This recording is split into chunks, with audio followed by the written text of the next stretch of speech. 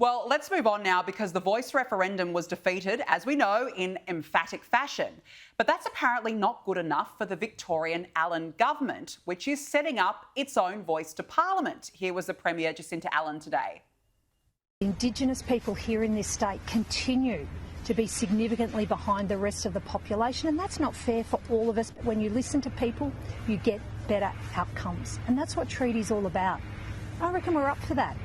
As a state, we are up for this. We're up for this very simple, common sense change of involving and listening First People in the decisions that affect them. Really?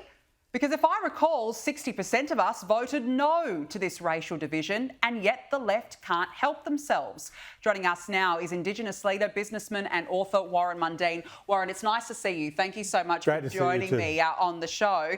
So here we go again, Jacinta Allan, Victorian government, ready for a voice to Parliament. What's your response? Oh, look, she just mentioned it's common sense in regard to having a voice and listening to people, and that what it says is that their government has failed. It has failed Aboriginal and Torres Strait Islander people that are living in Victoria, and they should be held accountable for that. That's number one. Look, what we've been doing, and when I was a young bloke growing up, and that we all fought, you know, my parents, my grandparents, we all fought to be treated equal. We wanted all those Aboriginal laws that segregated us and that to be dealt with and done away. You know, 1962, we got full voting rights. It was the Menzies government. 1967, the Holt government. We were citizens of this country, but the states and territories were still holding us back. We got rid of all that. We've become full citizens in regard to that. We had education. You know, you have education. You have land rights, you have native title, you have business and economic development. We've got a lot of business. In fact, I know some businesses have just gone over to India to actually do business and that over there. We've got a whole wide range of great things that are happening in this country because we want to be treated the same as every other Australian. We should not be having race-based assemblies. When you look at this assembly, you talk about the referendum rejection. That was only one. You look at the vote for the first voice to the South Australian Parliament, only 10%. It was 10%, exactly. And they called it a resounding success. And Victoria was 7%. So Aboriginals have rejected it.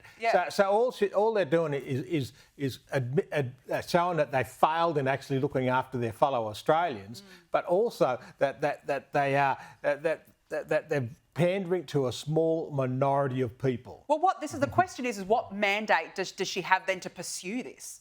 It has none because when you look at it, the votes in free elections in two states and the federal have been quite clear about that. The number of people who have rejected this idea. So look, I just find it bizarre. They're going to have 33 members if I'm reading right. That's more than the ACT Parliament. That's more than the NT Parliament and more than the Tasmanian House of Assembly, which has which are 500,000 people and hundreds of thousands of people to a small group of Aboriginals. It's just ridiculous as well. Like the voice of Australia has spoken, but yet the Victorian government just can't help itself. I just think it's appalling. Now, I want to get to this poll that came out over the weekend that found 56% of Aussies believe that welcome to country ceremonies are divisive. I actually thought, to be honest, Warren, that it would be more than 56%. A lot of people you speak to say they've absolutely had a gutful, whether or not they're willing to openly say that or not. But reality is are they ever going to stop? Because I feel like we sit there, we're polite, we do the right thing, we take it, we listen to it. Are they ever going to stop? Look, they're not going to stop. No. This is the type of people they are. You just saw it in regard to Jacinta Allan, the Premier of Victoria. They're not going to stop. They're just going to keep on doing this and wasting people's money and everything like that. Look, I like the idea of, welcome to country in regard to special occasions. Now, I don't see Anzac Day as one of those. That's a sacred ceremony for all Australians, for all those soldiers, sailors and airmen who fought for this country and, gave the ultimate sacrifice. And so all those ones who come home injured and broken and that from those wars. That's what we should be focusing on.